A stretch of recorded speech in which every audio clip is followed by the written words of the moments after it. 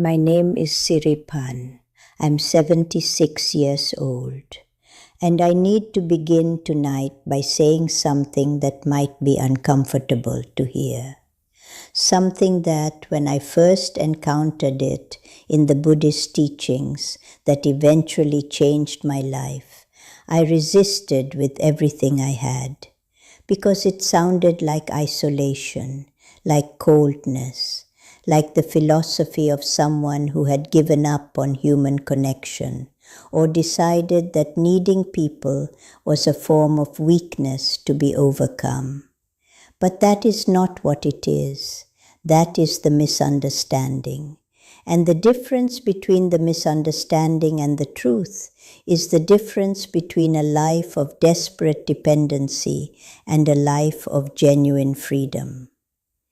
The Buddhist truth I want to share with you tonight is this: everything you have been looking for in other people, the security, the validation, the sense of being enough, the peace that you believed could only come when the right person arrived, or when the people in your life finally treated you the way you deserved. All of that is already inside you. Not as a metaphor, not as a comforting idea to get you through a difficult time, as a literal, accessible, immediately available reality that you have been walking past every single day while searching for it in a direction it can never be found. I spent most of my adult life looking in the wrong direction, not because I was foolish, because nobody told me there was another direction. The world I grew up in had a very clear message about where completion lived. It lived in being loved, in being chosen, in having people around you who confirmed through their attention and their approval and their presence that you were someone worth being. And so I searched for completion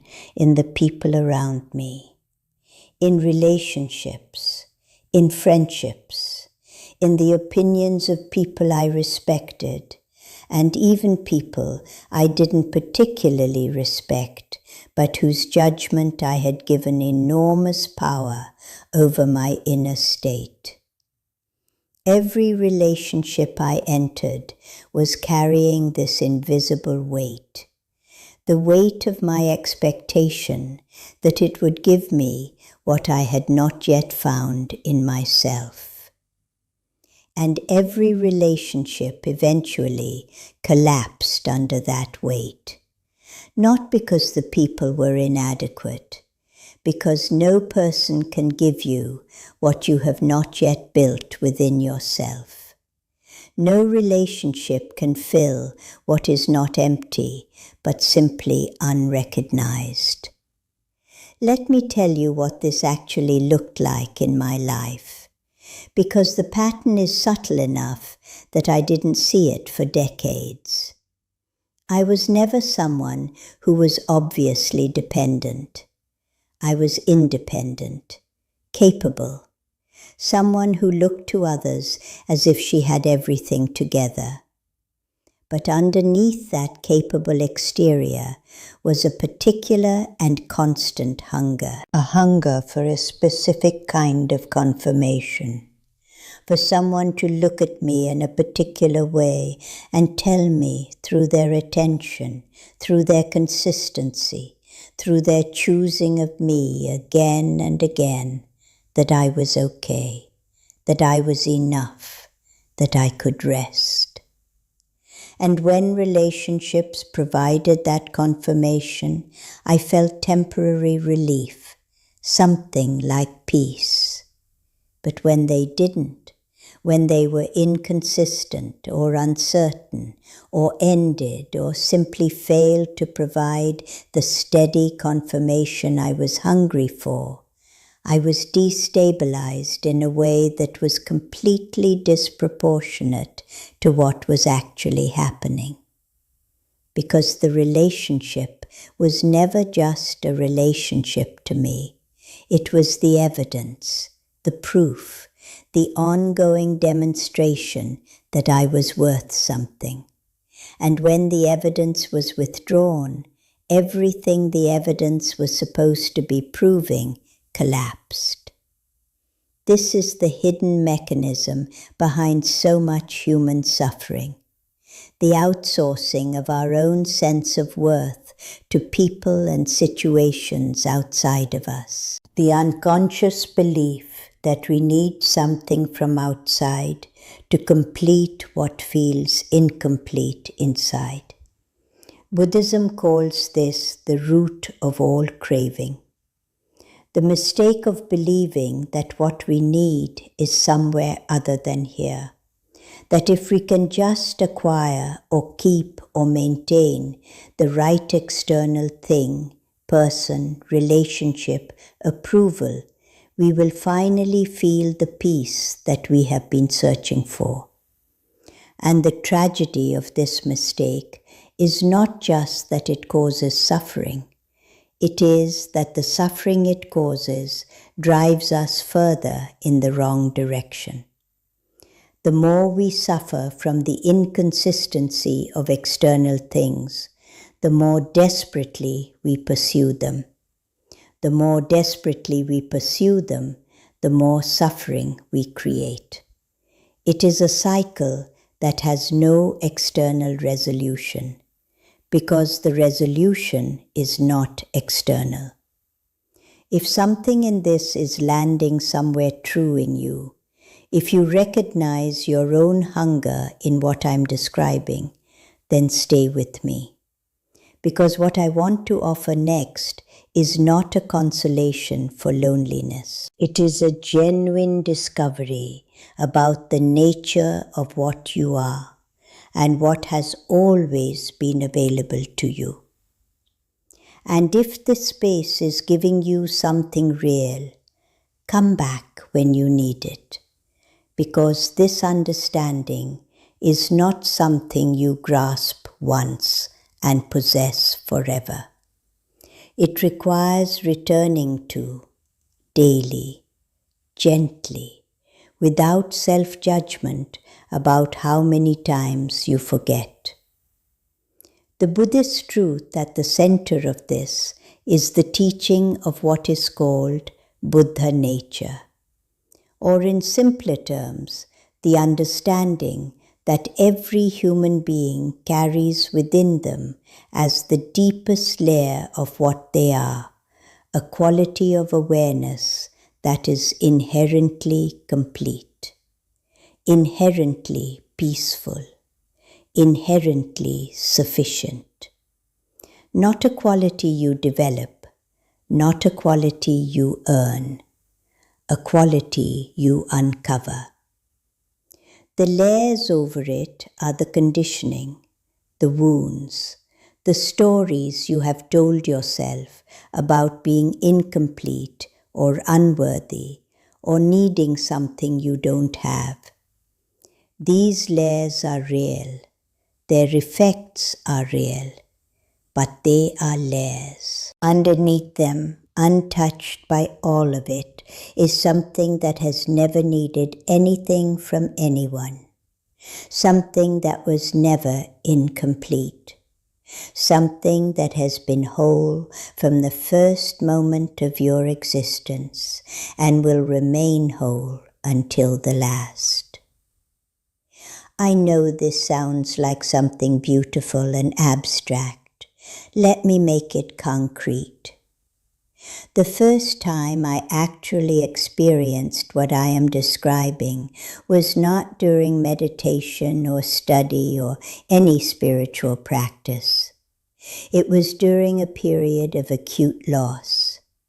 Someone I had built a great deal of my inner life around had left.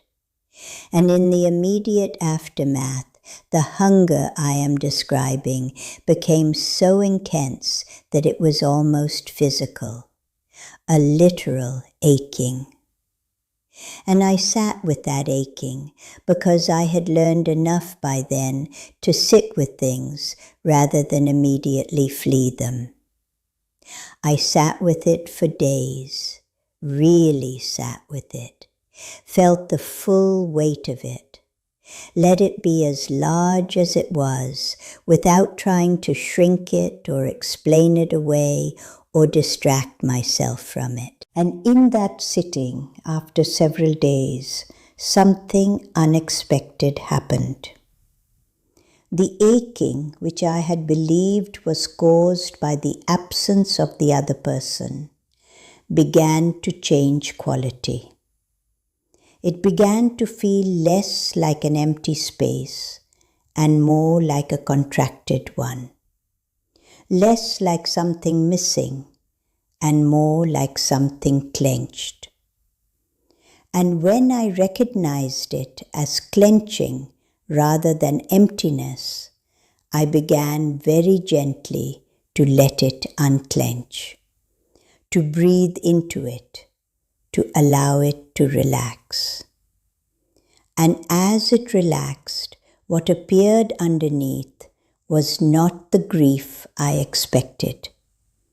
It was stillness, a quality of still, open, spacious presence that had nothing to do with anyone else, that required nothing from anyone, that was simply there. Like a room that has always existed inside the house, but that I had been too afraid to enter.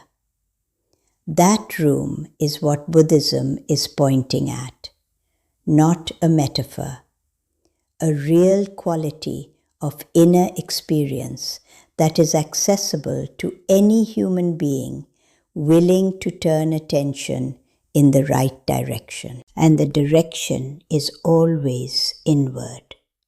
Not inward in the sense of navel-gazing or self-absorption. Inward in the sense of actually being present to your own experience, of discovering through direct observation what is actually here, beneath the thoughts, beneath the feelings, beneath the stories you have told yourself about what you lack and what you need. What is actually here is not a void. It is not emptiness in the sense of nothing. It is stillness, aliveness, an aware presence that needs no external content to know that it is there and that it is whole. The practical work of uncovering this is gradual, and it runs alongside, not instead of, your human connections and relationships. I want to be clear about this because the misunderstanding I mentioned at the beginning can become a real obstacle. Mastering this truth does not mean you stop needing people. It means you stop needing people to complete you. And the difference between those two things changes every relationship you have.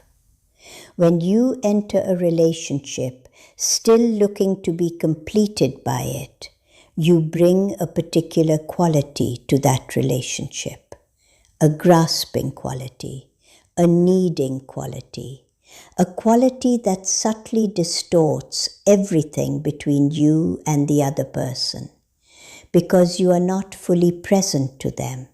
You are present to what you need from them. But when you enter a relationship from a place of genuine inner sufficiency, when you are in it not because you need to be completed, but because you genuinely want to share something with another human being, everything changes. The quality of the connection becomes fundamentally different, lighter, more honest, more able to be present to what is actually there between you, rather than to what you are hoping to extract from it.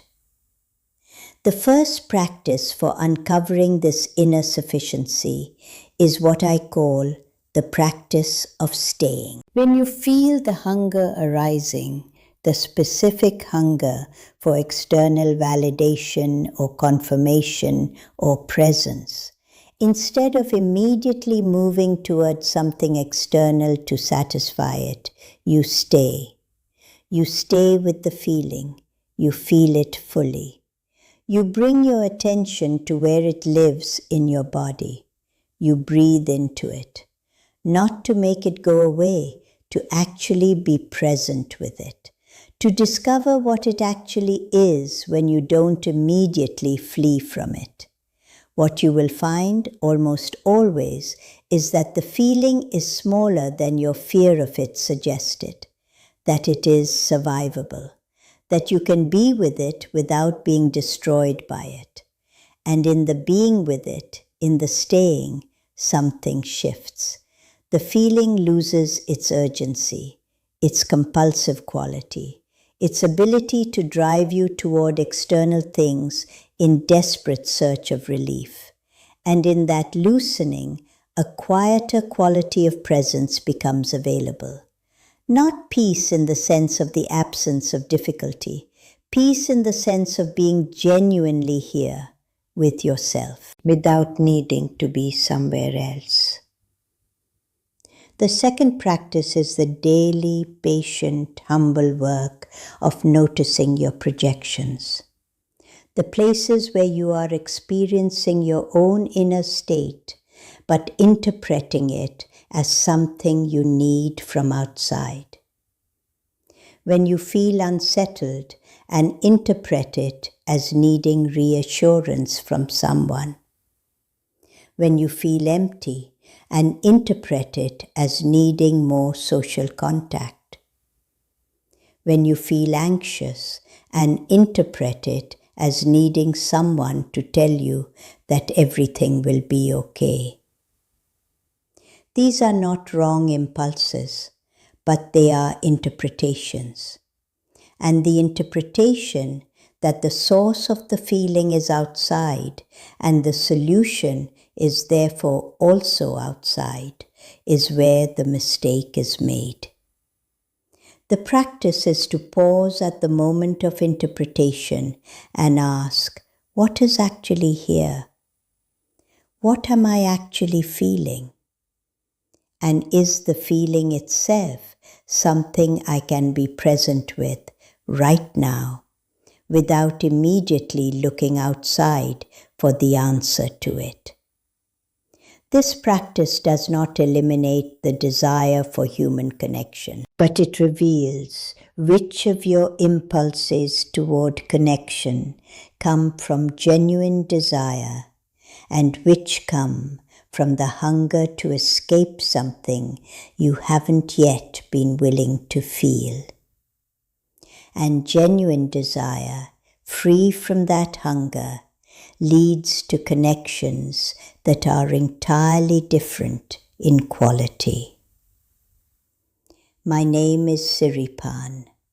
I'm 76 years old. I live in a small temple where the mornings are quiet and the practice is simple, and the truth that everything you need is already here, not as consolation but as fact, has been tested against the full range of what a life can contain.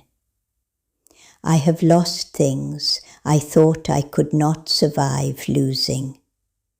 I have been alone in ways that I thought would destroy me. I have moved through grief and uncertainty, and the particular emptiness that comes when external things fall away. And what I found always, underneath the loss, underneath the grief, underneath the hunger that screamed for something from outside to fill it, was the stillness I am describing. The room that was always there, that needs nothing to exist, that is not diminished by loss, that is not expanded by gain, that simply is, complete, whole, sufficient, exactly as it is. You won't need anyone to complete you when you find this. Not because you will stop loving people, or stop wanting connection, or stop finding joy in relationships, but because you will enter all of those experiences free from the particular desperation that comes from looking to them for what only exists inside you. And from that freedom, everything you touch will be different. Every relationship you have will be different. Not because the people change, because you will finally be genuinely present in them, bringing what you actually are rather than what you need. And that is a gift to everyone who encounters you. The gift of someone who is here, really here, not looking past them for something they cannot give, actually seeing them, actually meeting them, actually present to the extraordinary, ordinary miracle of two human beings who have found their own completeness and choose from that place of freedom to share it. Tell me in the comments, where in your life have you been looking for something outside of yourself that you suspect might actually be found inside? Not as a confession, as the first step of a practice that could change everything.